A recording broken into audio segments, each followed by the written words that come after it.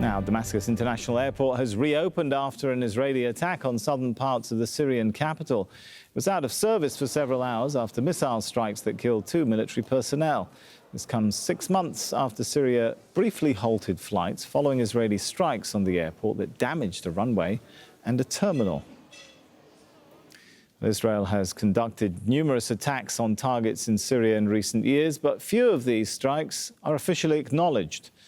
Like the latest attacks, many target airports and other critical facilities. Damascus International was heavily damaged in June, and Aleppo's main airport was taken out of action in September. Israeli strikes have also hit military targets. A weapons depot near the western town of Mosyaf was targeted in August. Missile sites and anti-aircraft batteries along the border are also frequently attacked.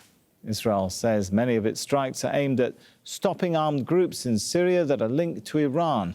These include groups like Hezbollah. Let's speak to Navvar Saban. He's a researcher at Omran Center for Strategic Studies. Joins us now from Istanbul. All right, now, let's start with the idea of launching missile strikes at an international airport. What kind of security risk does that pose to civilian aviation? I imagine it puts a lot of passengers through terror. How does it sit with international law? First of all, thank you for having me. In regard of the hits targeted to international airports, it usually happens when this airport is occupied by either a shipment cargo coming from Iran, either Mahan Air or Faras Air, to the airport. And another important point, the surrounding of the airport is a military area. There is a lot of warehouses there over there, a lot of military housing. And since 2013, these areas were occupied by either Hezbollah or a local Iranian-backed militia. So basically, the main reason behind these targets or these hits are the threat inside these areas. For the Israeli part will not target the airport unless there is a potential threat happening in the airport.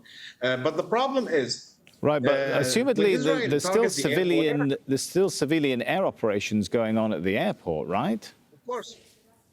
Yeah. But the thing is, when these hits does that happen, not pose some kind of risk to civilian travelers? Puts them in a kind of state There is, of course, always. But let me tell you something. Since 2013 until now, there was 23 hits, direct hits to the airport, international airport, and it usually target a specific thing, either cargo or a building or an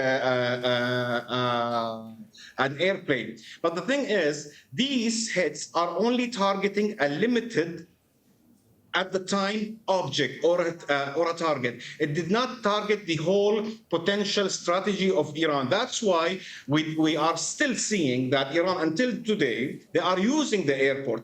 Until today, they are being able to export some of their weaponry either to Hezbollah or to their militia inside Syria. So the problem is, Israel, when they conduct a strike, they conduct it in a way that eliminate a specific target at a specific time, not to eliminate the whole plan or strategy of Iran inside this region. That's why we are still witnessing the same hit. That's why we are still witnessing the same threat of these hits. Sometimes, yeah, there is a high possibility of targeting civilian. The main problem of these hits is the presence of Iran, or why Iran is still using this airport to support their military forces or militia or Hezbollah. Right. So basically, on that point, have we seen a shift in Iranian logistical strategy to move away from shipping supplies to their allies by the ground and shipping it more through airports and civilian airports? Okay. Since 2015, exactly September, when the Russian began intervention in Syria, Iran always worked on finding a B plan when it comes to exporting or sending logistical military stuff to their militia. So that's why we have them now in Al Bukamal crossing border. But the airspace was when Iran started using Aleppo International Airport. The thing is, Aleppo sometimes is being targeted also by Israel But the main thing, Israel, when they target Iran, they target in a sense that is related to them. I mean, for example, Israel will only target anything that is that might cause a threat to their international security, to their national security, or in the future or now. So that's why we don't see Israel targeting Iran in Deir ez-Zor or eastern Syria or in eastern Aleppo. So which will give more luxury to Iran or more space to Iran to use other supporting tools or tactics to send logistical assisting to their forces or to their militia, and Hezbollah in this area. Right. So, of course, there was pressure from the Russian side against Iran to evacuate their places in international airport, Damascus. Actually, they did that.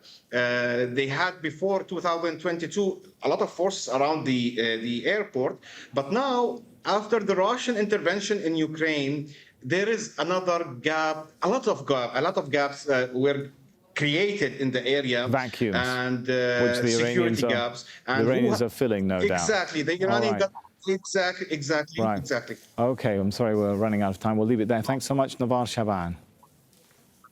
Thank you so much. Thank you.